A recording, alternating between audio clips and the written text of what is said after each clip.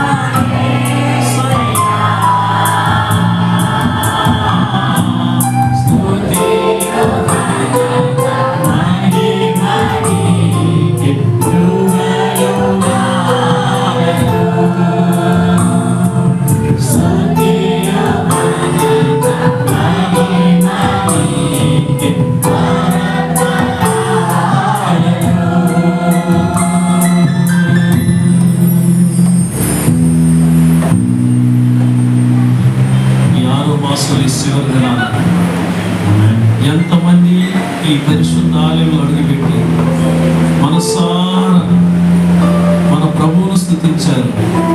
మనందరూ ధన్యులే, మీరందరూ ధన్యులే. మీ పట్ల నా దేవుడు అద్భుతం చేయబోతున్నాడు. మీ బిడ్డల పట్ల అద్భుతం చేయబోతున్నాడు. ఆ సోదరి నేను ఒక విషయాన్ని అడుగుతున్నాను.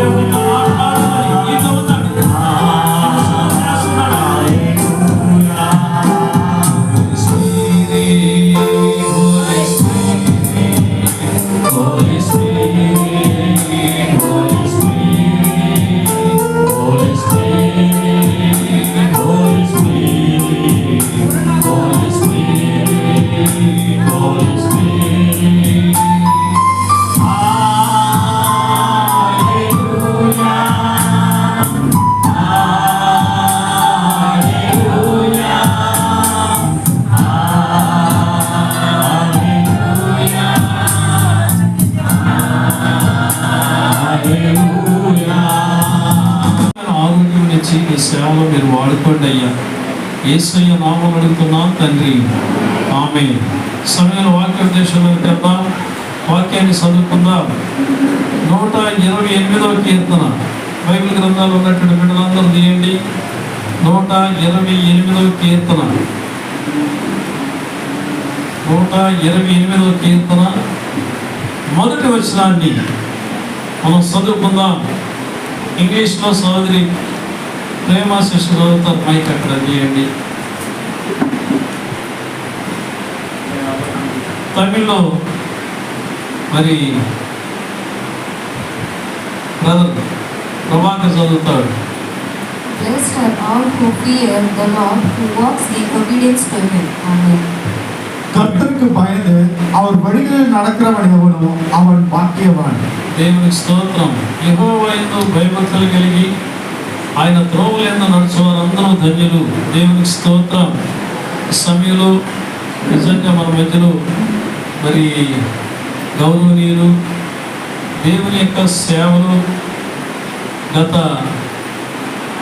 నాకు తెలిసి అనేకంగా ఒక 40-42 సంవత్సరాలుగా సేవలో ఉంటున్నటువంటి గౌరవనీయులు అన్న దేవసాయం అన్నగారు మన మధ్యలో ఉండడం చాలా చాలా సంతోషం. అన్నగారు రైస్లో ఒక మంచి జాబ్లో ఒక ఉన్నతమైనటువంటి ర్యాంకులు, మంచి ఆఫీసర్గా ఉంటూ కూడా ఆ యొక్క ముఖ పోలికలు చూపించరండి. ఆయన గొప్ప ఉన్నతమైనటువంటి స్థాయిలో ప్రభు అన్నగారిని పెట్టాడు. అయినను నా స్థాయి ఇది అని చూపించరు అన్న. ఇప్పుడు కూడా ప్రతి వాళ్ళతో చాలా ఫ్రీగా ఉంటాడు. అందరితో, ఎంత పేదవారైనా ఉన్నవారైనా, చదువు లేకపోయినా అంత ఫ్రీగా ఉండగలిగే మంచి మనస్తత్వం కలిగినటువంటి వారు.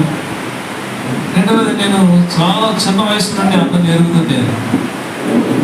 అన్నని నేను చూసినప్పుడు నేను 8వ తరగతితో ఏమో చదువుతూ ఉంటాను. నేను అస్సలు శిశులైనటువంటి సేవ చేసి అన్నగారు మన మధ్యలో ఉండడం నాకు చాలా సంతోషం. అందరూ చాలామంది ఆ పనే చేస్తూ ఉంటారు. రెండవదిగా మరి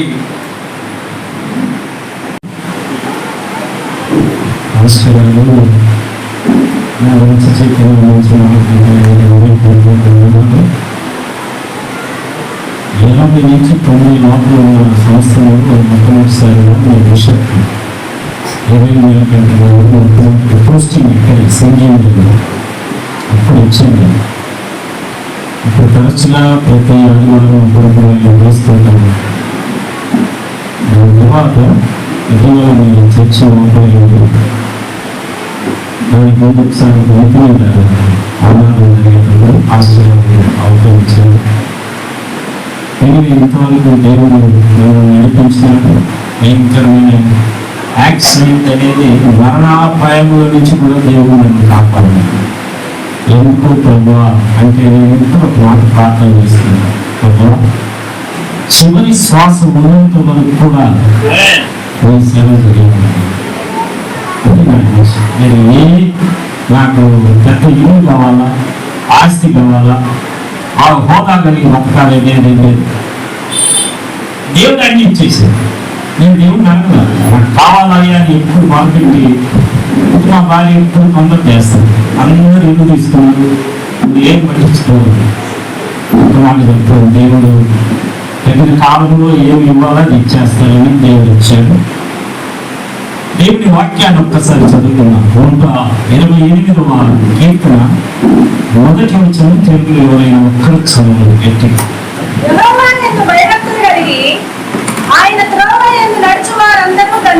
చాలు, ప్రార్థన చేసుకున్నాను. బలం నుంచి ప్రార్థన చేసుకున్నాను. పరిశుద్ధుడైన నా తండ్రి, దేవతల నాయన, నీ పరిశుద్ధ నామములకు స్తుతి స్తోత్రాలు తెలుస్తున్నాను. బలహీనుడి తండ్రి, నా మాటలలో ఏమి ప్రయోజనం లేదు. నీ పరిశుద్ధ ఆత్మ శక్తి నాకు అనుగ్రహించండి. ఆయన చేరువచ్చిన బిడ్డలందరితో నాతో మాట్లాడదు. యేసు నామమున ఈ ప్రార్థన వేడుకుంటున్నాను. సమయం ఇచ్చిన దేవునికి, సంఘ కాపురికి, సంఘంలో పెద్దలకి, అందరికీ నా హృదయపూర్వకమైన బైబిల్లో చెప్పబడిన అన్నీ కూడా ఇప్పుడు జరుగుతూనే ఉన్నాయి. ప్రతిదీ కూడా జరుగుతుంది. మన అంతం ఎట్లా ఉంటుందో ఎవరికి తెలియదు, కానీ ఒక జాగ్రత్తగా ఉన్నారు. మన అంతము చివరి దినాల్లో ఎలా ఉంటుందో మనకు తెలియదు. అయితే మనం జాగ్రత్తగా ఉండాలి. ఇప్పుడు దాసరాలు సాక్ష్యం చెప్పారు. ఇంకా భయంకరమైన జబ్బులు కూడా వస్తాయండి, కానీ దేవుని మనం గట్టిగా పట్టుకోవాలి. ఎప్పుడు దేవుని మనం ఆధారం చేసుకొని ప్రార్థన చేస్తున్నాం, దేవుడు గొప్ప కార్యం చేస్తాడు. చివరి దినాలు, అంత్య దినాల్లో ఉన్నాం. మన జీవితంలో భక్తి అనే మాట మనలో పరిపూర్ణం అవ్వాలంటే కొన్ని షరతులు ఉన్నాయి. నే భక్తి పరురాలను, నే భక్తి పరులను అని చెప్పుకోవాలంటే మనలో కొన్ని లక్షణాలు, గుణలక్షణాలు ఉండాలి. బైబిల్ తీసుకొని వచ్చే వాళ్ళందరూ భక్తి పరులని మనం చెప్పలేము. లోకం అంటది, పక్కనుండి వాళ్ళు అంటారు, ఎరుగు పొరుగు వారు అంటారు, పర్వాలేదు ఆ భక్తి పరువాళ్ళు, అయ్యా ఆయన చాలా భక్తి పరుడని. కానీ ఆ భక్తి అనేది మన జీవితంలో వెల్లడిపరచాలి. ఎలా? దేవుని ఎలా మనం బైబిల్ ఉంటేనే భక్తి వస్తుంది, బైబిల్ లేదు కదా. బైబిల్ ఉంటే భక్తి వస్తుంది, కానీ ఈనాడు బైబిల్ లేదు. దేవుని బైబిల్ 2024 సంవత్సరాలై కూడా మానవులలో ఇంతవరకు కూడా కొంచెం కూడా ఆలోచించేంత భయం కూడా లేకుండా మానవుడు ఇప్పటి వరకు కూడా జీవిస్తున్నాడు. ఎందుకంటే దేవుని ప్రేమించలా. దేవుని ప్రేమించినట్లయితే అందులో భయం ఉంటుంది, ఆ తర్వాత భక్తి వస్తుంది.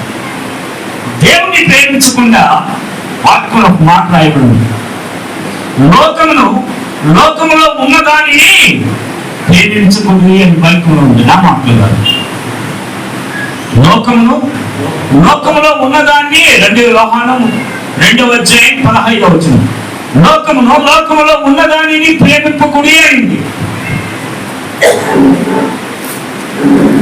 కానీ మానవులు ఏం చేస్తున్నారు? దేవుడు చెప్పింది చేయడం లేదు, లోకాన్నే ప్రేమిస్తుంది, లోకంలో ఉన్నదాన్నే ప్రేమిస్తుంది. దానిని బట్టి మానవుని యొక్క హృదయంలో దేవుని భయం అనేది కొంచెం కూడా లేదు. ఆ భయం లేని దాన్ని బట్టి మానవుని యొక్క హృదయంలో భక్తి కూడా కోల్పోతుంది. అక్రమము విస్తరించుట చేత అనేకుల ప్రేమ చల్లారిపోతుంది. చివరి దినాలు భక్తి చల్లారిపోతుంది, సహవాసం చల్లారిపోతుంది, ప్రార్థన చల్లారిపోతుంది, అన్ని చల్లారిపోతాయి. మనం చేసే ప్రార్థనలు ఆ యొక్క రూపాలకు పోయి కింద పడిపోతుంది. అయ్యా గంటలు ఎన్నో ఉపవాసాలను ప్రార్థన చేస్తుందా, నా జీవితంలో ఏమి జరగలేదంటే మన భక్తులు ఏదో కలిసి ఉందని అర్థం. మన భక్తి జీవితంలో ఎక్కడో కలిసి ఉంది, ఎక్కడో రంధ్రం పడి ఉంది. ఆ రంధ్రాన్ని పూర్తి చేసుకోవాలి. దేవుని కొరకైన ఒక జీవితాన్ని, మంచి జీవితాన్ని జీవించాలంటే యథార్థమైన భక్తి మన జీవితంలో ఉండాలి. బైబిల్లో చాలా మంది మంచి సేవకులు, అబ్రహాముకి దేవునికి అబ్రహాం అంటే ఎంత ఇష్టం తెలుసండి? చాలా ఇష్టం. ఎందుకంటే అబ్రహాము దేవుని మంచి భయభక్తులు కలిగినవాడు. మోషే నా ఇల్లంతట్లో నమ్మకస్తులు అన్నాడు, కానీ ఎందుకు ఆయన నమ్మకస్తులు అంటే దేవుని మంచి భక్తి కలిగినవాడు. అక్కడి నుంచి చూసుకుంటూ వచ్చే ప్రవక్తలు కూడా చాలా మంది మంచి దేవుని యథార్థమైన భక్తి కలిగి ఉన్నారు. మనం ఎన్ని సంవత్సరాలుగా గుడికొస్తున్నామని కాదు, కానీ ఎంతగా దేవుణ్ణి కలిగి దేవుని యథార్థమైన భక్తి కలిగి ఉన్నామో మనం పరిశీలన చేసుకోవాలి. అప్పుడే మన జీవితంలో, మా పిల్లలు మాట్లాడుతుంది దయచేసి, అప్పుడే మన జీవితంలో మనం చేసే ప్రార్థన దేవుడు ఆలకించి ప్రతిఫలం ఇస్తాడండి. నా జీవితంలో నేను అనుభవించాను, నా జీవితంలో అనుభవించిన భక్తి అనే మాటకి మాట చూద్దాం. పేతురు రాసిన 2వ పత్రిక 1వ అధ్యాయము. ఎవరైనా తీసుకెట్టుకోండి త్వరగా. నాకు ఇచ్చిన సమయంలో ఆత్మదేవుడు నడిపించి బలపరుస్తాడు. ప్రార్థన చేయండి. 2వ పేతురు రాసిన పత్రిక 1వ అధ్యాయం 5వ వచనం చదవండి త్వరగా. ఆ హేతువు చేత పూర్ణ జాగ్రత్త గలవారై మొట్టమొదటిగా తీసుకెట్టుకున్నట్టు భక్తిలో మొట్టమొదటి మెట్టు. అమ్మ జాగ్రత్త పడండి. చదువులేని వారు, చదవగలిగిన వారు బైబిల్ చూడండి, చదువులేని వారు బాగా చెవులు అప్పగించి వాక్యం వినండి. మొట్టమొదటి భక్తిలో విశ్వాసం.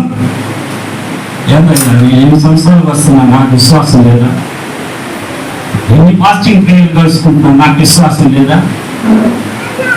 టైం 9 గంటల 8:30 గంటల 8కే వస్తున్నాను, నాకు విశ్వాసం లేదా? అది కాదండి విశ్వాసం. చాలా మంది నేను విశ్వాసం లేదని అనుకుంటాం. బాగా చెప్పుకోండి, విశ్వాసం అనేది క్రియల మూలకంగా ఉండాలి. యాకోబు పత్రిక 2వ అధ్యాయం 14వ వచనం చదవండి. యాకోబు పత్రిక 2వ అధ్యాయం 14వ వచనం చదవండి. విశ్వాసం అంటే ఏంటి? చాలా మందికి తెలియదు. விசுவாசம் అంటే ఏంటి? ஒருவன் தனக்கு விசுவாசம் உண்டு என்று சொல்லி கிரியைகள் இல்லாதவனானால் அவனுக்கு பிரயோஜனம் என்ன? అర్థమవుతుంది కదా? విశ్వాసం అంటే క్రియలు ఉండాలండి. ప్రాక్టికల్ జీవితంలో, మన జీవితంలో క్రియల మూలమైన విశ్వాసం ఉండాలి. అది భక్తిలో మొట్టమొదటిది విశ్వాసం. క్రియల మూలమైన విశ్వాసం ఉంటేనే భక్తి ఉంటుంది. క్రియలు లేని విశ్వాసము ఇంకా చదవండి కింద. அந்த விசுவாசம் அவனை ரட்சிக்குமா? ఆ విశ్వాసం నిన్ను రక్షించగలదా? వాక్యంలోనే మాటలా మమ్మల్ని ఆ విశ్వాసం నిన్ను రక్షించగా ఇంకా ஒரு சகோதரனாவது சகோதரியாவது வஸ்திரம் இல்லாமலும் அனுதின ஆகாரம் இல்லாமலும் இருக்கும்போது உங்களில் ஒருவன் அவர்களை நோக்கி நீங்கள் சமாதானத்தோட போங்கள், குடிகாய்ந்து பசியாருங்கள் என்று சொல்லியும் சரீரத்துக்கு வேண்டியவைகளை அவர்களுக்கு கொடாவிட்டா பிரயோஜனம் என்ன? తెలుగులో చదవండి, బాగా అర్థమవుతుంది. తమిళ ఇంకా బాగా తెలుగులో ఎవరైనా చదవండి.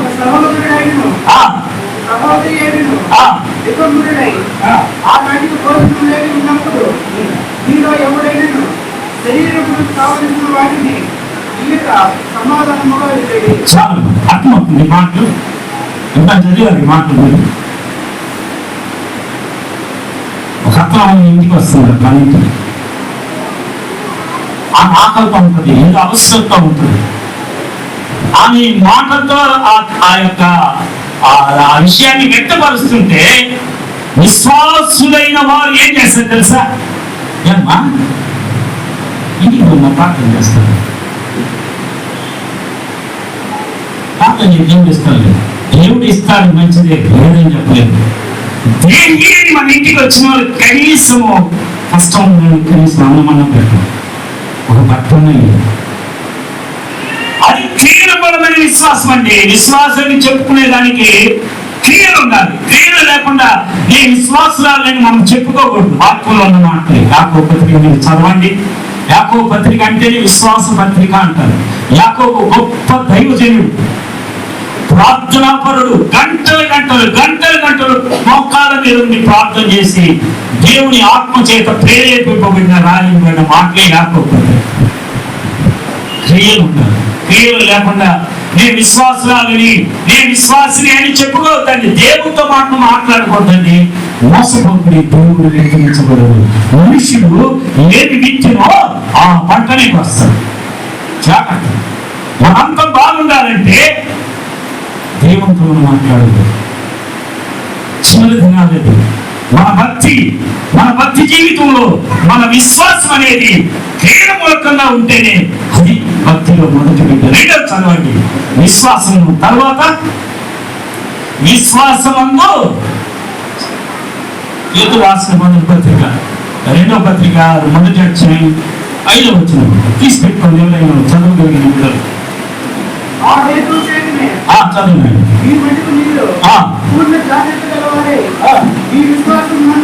మీ విశ్వాసమునందు సద్గుణము. విశ్వాసం తర్వాత సద్గుణం. భక్తిలో రెండవ మెట్టు సద్గుణం. సద్గుణం అంటే మంచి గుణం ఉండాలండి. ఈ రోజులలో గుడికి వస్తుంటారు కానీ ఒక్కరి గుణం ఉంది. సంఘాలలో చాలా కుటుంబాలు సద్గుణం అనేది లేదు మానవుని జీవితంలో. ఒక తండ్రి 2 కుమారులు, ఒకడు చిన్న కుమారుడు డబ్బంతా తీసుకొని ఆస్తి తీసుకొని పాటు చేస్తున్న తర్వాత చివరికి అతని జీవితం ఎలా ఉందంటే పందులు పొట్టు తినేదానికి దిగజారిన పరిస్థితి వచ్చేసింది. కానీ వాక్యంలో ఏమైనా తెలుసా? వాడికి బుద్ధి వచ్చినప్పుడు లూకాసు వార్తలో ఉంది, వాడికి బుద్ధి వచ్చిన బుద్ధి రావాలంటే దేవుని వాక్యం చదవాలి. బుద్ధి రావాలంటే దేవుని వాక్యం మనం చదవాలి. విశ్వాసం క్రియమూలమైన విశ్వాసం ఉంటేనే మంచి గుణం కూడా ఉంటుందండి. లేకుంటే ఒక్కరి గుణమే అవసరం. భక్తిని చెప్పుకోవద్దండి. ఏం చేసి వాక్యం ఉన్నమాట సద్గుణము, మంచి గుణం ఉండాలి. నీకు ఒక్కగానే గుణం పుట్టినప్పుడు మంచి పిల్లలు పుట్టాడన్నమాట. మంచి గుణము కావాలంటే వాక్యం చాలు. యవన బిడ్డలు జాగ్రత్త. ఈరోజు యవన బిడ్డలు బైబిల్ చదవడం లేదు. బైబిల్ మీ అందరికి వెళ్తాను. ఆ మొదటి ఆ వరుస లేని యవన బిడ్డలు అందరూ స్త్రీలు పురుషులు చదువుతారు. ఎంత చక్కగా వాక్యం చదువుతారు. సిటీలో ఫ్లాష్ అయిపోయింది. భక్తి అనేది లేకుండా పోయేసింది. దేవుని ఏడాది భయం ఉంటే కదా భక్తి వచ్చేది. మందిరానికే రానంటున్నారు. ఆదివారం అయితే ఆదివారం అయితే 9:30, 10 గంటల వరకు నిద్రపోతుంటారు కొన్ని ఇళ్లలో, క్రైస్తవ ఇళ్లలో పిల్లలు. అమ్మో వాడిని లేకపోద్దు, నిద్రపోని అంటారు. ఎందుకు? దరిద్రత చుట్టుకొని ఇంటికి వచ్చిందంటే ఆదివారం దేవుని సన్నిధికి ఖచ్చితంగా మనం వెళ్ళాలి. అన్నిలో తీసుకోండి. శుక్రవారం అయితే వాళ్ళు ఇల్లు శుక్రం చేసి స్నానం చేసి వాళ్ళ ఆఫీస్ నుంచి వచ్చేంత వరకు కూడా మా భోజనం కూడా చేయండి. వాడు అంటాడు మా దగ్గర ఆఫీస్ సార్ పోవాలి సార్, సరిపోయి ఎందుకు ఈరోజు సార్ 1 గంటలకు మొదలు పెట్టాలి సార్, ఈరోజు శుక్రవారం సార్. మనకు జీవము గల దేవుణ్ణి ఆరాధించే మన జీవితంలో కత్తి లేని భక్తి ఉండాలి, విశ్వాసం క్రియములో ఉండాలి, సద్గుణము మంచి గుణము కలిగి ఉండాలి. ఒక్కరు గుణం అనేది ఉండకూడదు. ఒక్కరు జనము అంటే మీరు జాగ్రత్తగా ఉండండి. మన మాటలు ఉప్పు వేసినట్టు రుచికరంగా ఉండాలి. ఎలా ఉండాలా? రుచికరంగా ఉండాలి. మన మాటలు ఉప్పు వేసిన రుచికరంగా ఉంటేనే మనలో సద్గుణం అనేది, మంచి గుణం అనేది దేవుడు ఇస్తుంది. మనలో మనం తెచ్చుకునేది గుణం. విశ్వాసము, సద్గుణము, సద్గుణం తర్వాత జ్ఞానం. అంటే విశ్వాసము, సద్గుణము, జ్ఞానం. జ్ఞానం ఎలా వస్తుందండి? చెప్పండి పిల్లలు, ఏమన్నా జ్ఞానం ఎలా వస్తుంది? బైబిల్ ఉందమ్మా, చదవాలి, వాక్యం చదవాలి బాగా. ఉదయం లేచిన వెంటనే కనీసం 2 అధ్యాయాలను చదవాలి చదవగలిగిన పిల్లలు. దేవుడి వాక్యం మన జీవితాన్ని కట్టుద్ది. దేవుడి వాక్యం మన జీవితాన్ని నడిపిస్తుంది. నీ వాక్యము నా పాదములకు దీపము, నా త్రోవకు వెలుగునై ఉన్నది. ఆ వెలుగైన జీవితంలో దేవుడు నడిపిస్తూ మన జీవితాన్ని ఒలివ మొక్కల ఆశీర్వదిస్తుంది. వాక్యం చదవడం లేదు చాలా మంది.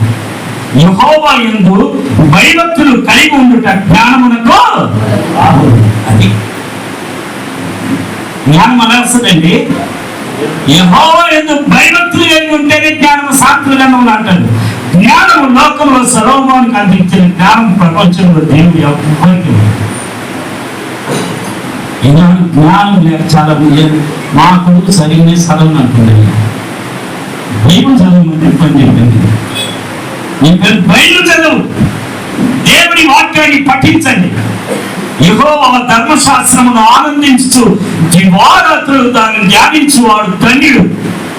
అతడు నీటి కాలమున ఓరున నాటబడినదై ఆకు వాడక తన కాలమందు ఫలమిచ్చు చెట్టు వలె ఉండడు. అతడు చేయనదంతయో సఫలమైపోతుంది. ఇప్పుడు దేవుని వాక్యం చదివినప్పుడే, యవన కాలంలో దేవుని వాక్యాన్ని పఠించినప్పుడే మన యొక్క భవిష్యత్ జీవితాన్ని దేవుడు ఆశీర్వదిస్తాడు.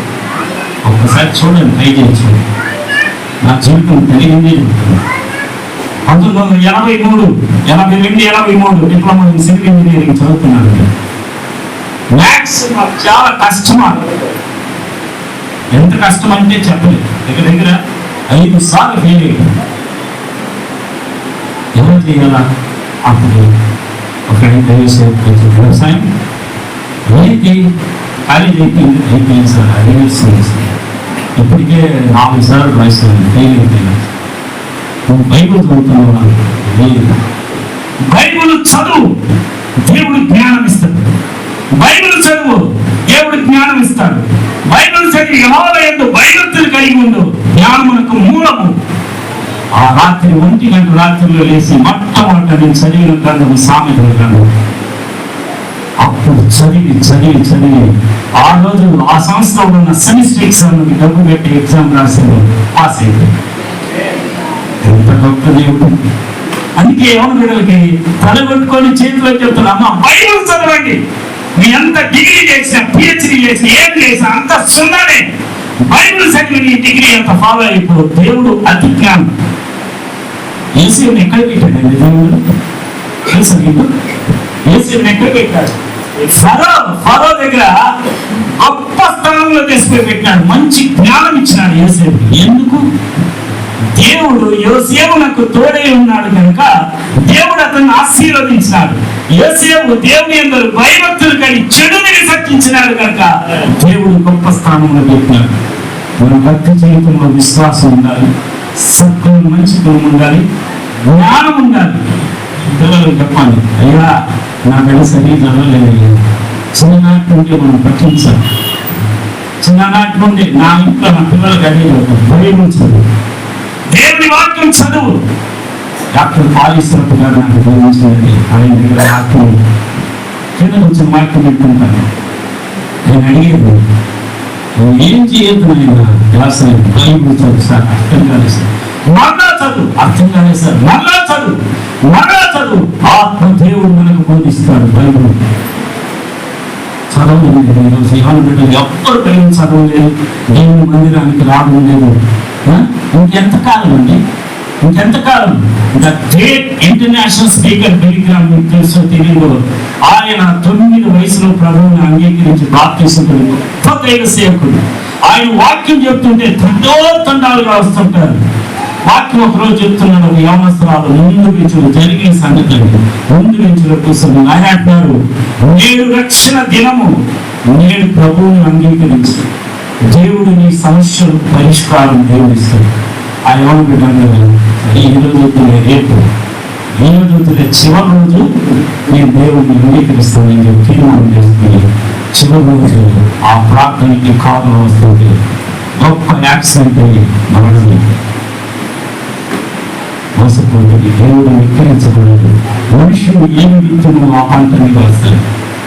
సమయం అనేది దేవుడు ఇచ్చిన తర్వాత ఆ సమయాన్ని మనము వాడుకోకుండా మనం ఇష్టం వచ్చినట్టు మన స్వజ్ఞానం సుబుద్ధిని ఆధారం చేసుకుని మనం బతికినట్లయితే మన అంతం బాగుండదు, మన అంతం బాగుండదు. జాగ్రత్త, జాగ్రత్త. మన మధ్యలో కలితే నేను ఉంటే పరలోక రాజ్యాన్ని కూడా ఇంక్లూడింగ్ మైసెల్ఫ్, నేను కూడా సరే పరలోక రాజ్యాన్ని మనం సంపాదించుకోవాలి. ఎంతగా ఎన్నో సంవత్సరాలు క్రైస్తవులు ఉన్న కూడా ఎంతగా ప్రభువుని కలిగి కలిసి ఏమి భక్తి జీవితం జీవిస్తేనే దేవుడు పరదేశం మనకిస్తాడండి. వాక్యంలో మనకి విశ్వాసము సద్గుణము, సద్గుణమందు జ్ఞానము, దాని తర్వాత ఆశ నిగ్రహం. ఆశ నిగ్రహం తెలిసింది తెలుసా అమ్మా? ఇచ్చ, లోక సంబంధమైన ఇచ్చలు విసర్జించాలి దేవుని కొరకు. లోక సంబంధమైన ఇచ్చలు దేవుని కొరకు విసర్జించాలి. బైబిల్లో ఒక ఆయన ఉన్నాడు, దేవుని కొరకు తెగించి ముందుకు వచ్చినాడు. ఎవరు తెలుసా మీకు? దేవుని కొరకు తెగించి ముందుకు వచ్చిన ఆయన ఒక ఆయన ఉన్నాడు, తెలుసా మీకు? అడిగితే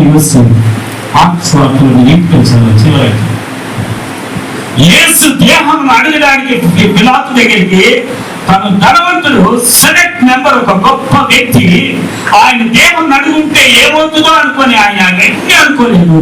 దేవుని కొరకు తెగించి ముందుకెళ్ళి పిలాతు దగ్గర యేసు దేహం అడుక్కున్నాడు. దేవుని కొరకు ఈ రోజు మనం తెగించాలి. ఎవరు వస్తున్నారు? దేవుని కొరకు తెగించి ముందుకు వచ్చాను ఎవరండి? ఎవరు వస్తున్నారండి? లోక సంబంధమైన వాటిని విసర్జించి దేవుని కొరకు నా జీవితాన్ని సమర్పించుకొని కల్తీ లేని భక్తి జీవితం జీవించాలని తీర్మానం చేస్తే దేవుడు ఆశీర్వదిస్తాడు, ఖచ్చితంగా ఆశీర్వదిస్తాడు. మార్క్స్ వార్త 9:23 చదవండి త్వరగా. మార్క్స్ వార్త 9:23 చదవండి. இயேசு அவனை நோக்கி, நீ விசுவாசிக்க கூடுமானால் ஆகும், விசுவாசிக்கிறவனுக்கு எல்லாம் கூடும் என்றார். ఎవడైనను నన్ను వెంబడింపకోరిన యెడల అది చదవండి తెలుగు. అందుకు యేసు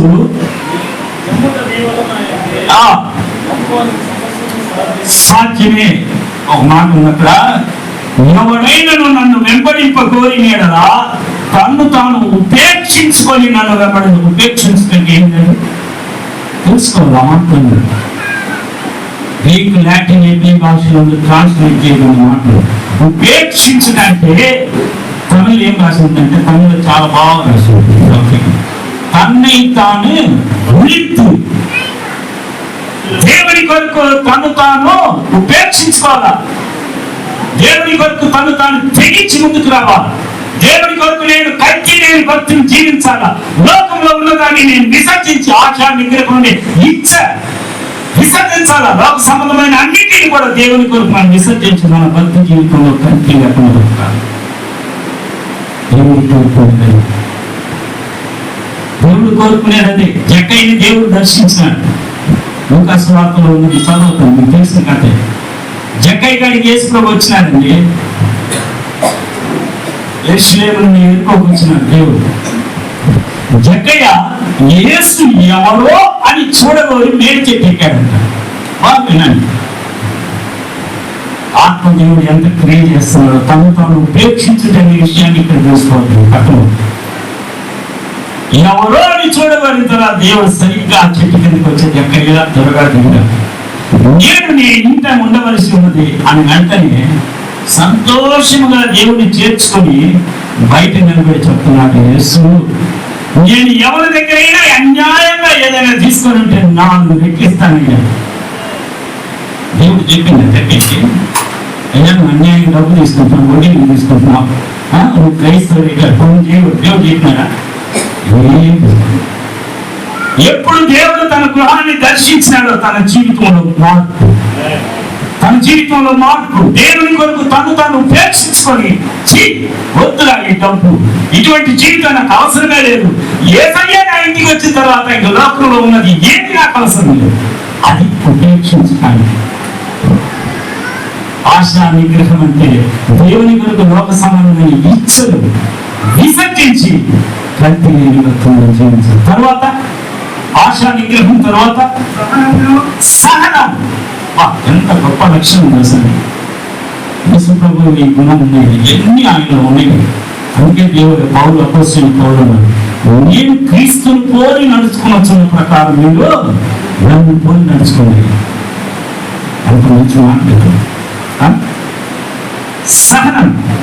సహనం అనేది ఉన్నదంటే అది గొప్ప లక్షణం. సహించున్నారు. దేవుడు మన కోసం సహించినారండి. గుడిగుద్దులు గుద్దారు, ఉమ్ము వేశారు, ఆచేతులతో కొట్టారు, సహించుకున్నాడు. మన అందరినీ లోకంలో ఉన్న మానవాళ్ళందరినీ ప్రేమించి ప్రాణం పెట్టాడు ఆయన. మనం ఏమి ఆయన కోసం త్యాగం, ఆయన మన కోసం త్యాగం చేశాడు, కానీ మనం ఏమి చేయలేదు. కనీసం ఆయన కొరకు యథార్థమైన భక్తి కలిగి ఆయన బిడ్డలు మనం జీవిస్తామండి. అందులో కూడా ఏదో ఒక రంగంలో ఇస్తున్నాం. ప్రేమ దేవుని దగ్గర దేవుని రాకడికి మనం దగ్గరికి వస్తుంది. బైబుల్లో చెప్పబడిన మాటలన్నీ ప్రపంచంలో అక్కడక్కడ ఏమేమి జరగాలి అన్ని జరుగుతూనే ఉన్నాయి. కానీ మనం వచ్చేటప్పుడు ఆయన రాకడలో వచ్చేటప్పుడు దేవుడు మాట నాకు చదవట్లేదు, నేను భూమి మీద విశ్వాసమును కనుగొందునా. అంత గొప్ప మాట. ఇంతకాలం భక్తిగా ఉండే విశ్వాసం కనుగొందని దేవుడు అంటే మనం ఏం చేయాలి? అంతము వరకు సహించువారు రక్షింపబడతారు. చివరి వరకు నేను కూడా అదే ప్రార్థన, నా ప్రాణం పోయే లోపల చివరి వరకు కూడా నేను పెంచడానికి విశ్వాసం ఉంటాను. అందుకన్నా నా జీవనం అందుకని ఇంకేముంటుంది? ఆశానిగ్రహం, సహనం కలిగి ఉంటారు, ఓర్పు కలిగి ఉండాలి. ఈనాడు కుటుంబాలలో సహనం, ఓర్పు లేదండి. ఓర్పు కుటుంబంలో నీ పేరు చెప్పండి, నేను పట్టిస్తాను. కుటుంబంలో నీ సేవ చేసే పేరు చెప్పాలి. అహానిచ్చి వాళ్ళు కూడా క్రైస్తవులాగే జరిగిన సంగతి కట్టుదలలు కానీ కాదు, ప్రాక్టికల్ లైఫ్. మా అర్థం చెప్తున్నాం, మా భయంకరం చెప్పండి, ఆమె అంత లేదు, ఏమే వదిలిపెట్టచ్చు. నేను కానీ ఇంకా దాన్ని తిరిగే సట్లు చెప్తున్నాను. అలా చెప్తున్నాను చెప్పండి. క్రైస్తవులకి నాకు పర్సనల్ సట్లు పెట్టాను. అత్త కూడా మనం తల్లిలాగా, మనం తల్లిలాగా ఆమె చూసుకుంటే ఆమె కూడా నీ కుమార్తెలా మన కుమార్తెలాగా ఆమె చూసుకుంటే దేవుడు కుటుంబాలు సహనం అనేది లేదు. సహనం లేనప్పుడు ఆమె చెప్పినమ్మా, ఆమె చెప్పిన మాట్లాడిన తప్పు. నువ్వు ఎంతగా తెచ్చినా ఆమె ప్రేమిస్తే దేవుడు ఆమె హృదయాన్ని సంధిస్తాడు. ఆమె హృదయాన్ని సంధిస్తాడు. ఒకప్పుడు నీ దగ్గరికి వస్తుంది. జాగ్రత్త, మోసపోయి దేవుని వెక్కిరించలేదు. మనం ఏమి విత్తునో ఆ పంట నీరు వస్తుంది. రేపు నీకు ఏం జరుగుతుంది అదే నీకు జరుగుతుంది. అందులో జాగ్రత్త. కుటుంబాలలో సహనం ఉండాలి. సహనము కలిగి జీవించడం భక్తి జీవితానికి చాలా ప్రాముఖ్యమైనది. సహనం లేకుండా నేను భక్తి పరులని చెప్పగలను. దయచేసి వాక్యానుసారంగా అకార్డింగ్ టు దేవుని వాక్యానుసారంగా సహనం అనేది ఉండాలి. సహనం లేకుండా ఉంటే కష్టం. దాని తర్వాత ఏం రాసింది? అయ్యా పెట్టేశాను ఆయన ఉరిమియోడు దేవ భక్తియు. అది అప్పుడు ఎన్ని భక్తి వస్తుంది తెలుగు చదువు. భక్తిని అది సహనమునందు భక్తి, అప్పుడే భక్తి వస్తుందండి. అప్పుడు దాకా భక్తి పొందాలని ఆయన చెప్పుకోవాలంటే ఇవన్నీ మనకు, ఈ గుణాలన్నీ మనకు కలిగి ఉన్నాయి. ప్రభు దగ్గర అడగాలి, మనం తెచ్చుకునేది కదా.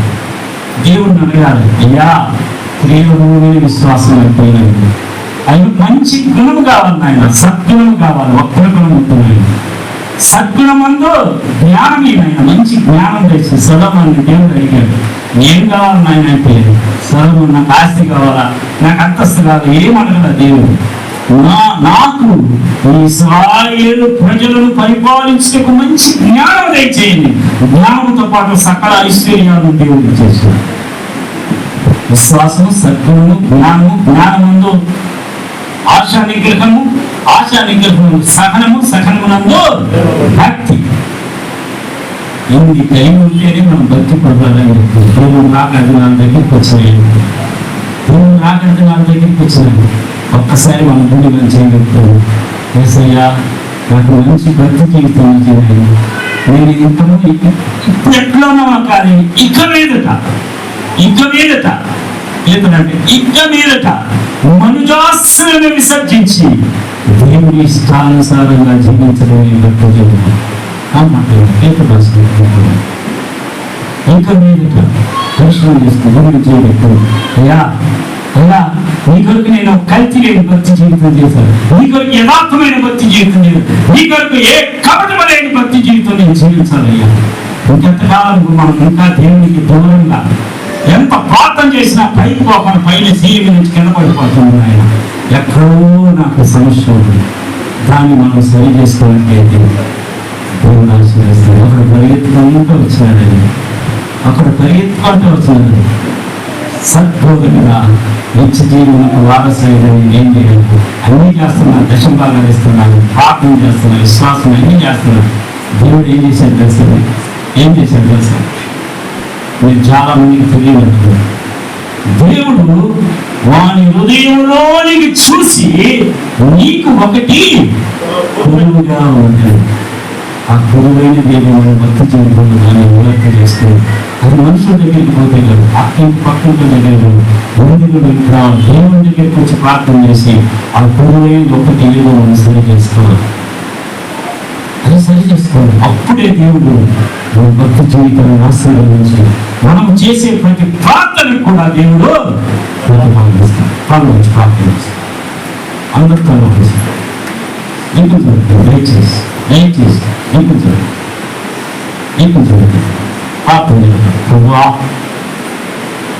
ఏది నా జీవితంలో భక్తి జీవితంలో గురువైన దేవుడు దాన్ని నేను తీసేసుకోవాలి. యథార్థమైన భక్తి జీవితం, కేవలమైన విశ్వాసం, మంచి గుణం కలిగి, గుణాలను కలిగి, ఆశా నిగ్రహం, సహనము కలిగి ఎన్ని నాకు పరిగణించాలి. ఏదైనా గురువైనటువంటి వాళ్ళు తీసేయాలి, దాన్ని నివర్తి చేసుకుని ఇవాళ మంచి భక్తి పదాలుగా ఈ రాకడలోని సిగ్గుపడ అక్కరలేని క్రైస్తవ జనాంగముగా నేను నిలబడాలని ప్రార్థన చేస్తున్నాను. పరిశుద్ధుడు మాత్రం ఎత్తుబడిన మాటలు బిడ్డల హృదయాలను నోరు కట్టి ఫలింపచేయడం, సంఘాన్ని ఆశీర్వదించడం, ఈ దాసుని ఆయన ఎక్కువగా 2024 ఆయన పట్ల మీ ప్రణాళిక ఏమైందో దాన్ని మీరు నెరవేర్చింది. వచ్చిన బిడ్డలందరినీ పట్టించుకుంటూ కష్టము, శ్రమలు, వెలుపులు, ఇబ్బందులు, ఆయన ఆపుల చేత బాధపరిచిన కుటుంబాలను కూడా వ్యాధితో విడుదల పడి మీరు ఉంటుంది. ఏ బలహీనత, ఏ కష్టము వారములలో సమీపించకుండా వీళ్ళందరినీ కుటుంబాలు ఆశీర్వదించి జీవించి యేసు నామమున ప్రార్థన చేసుకుంటున్నాము.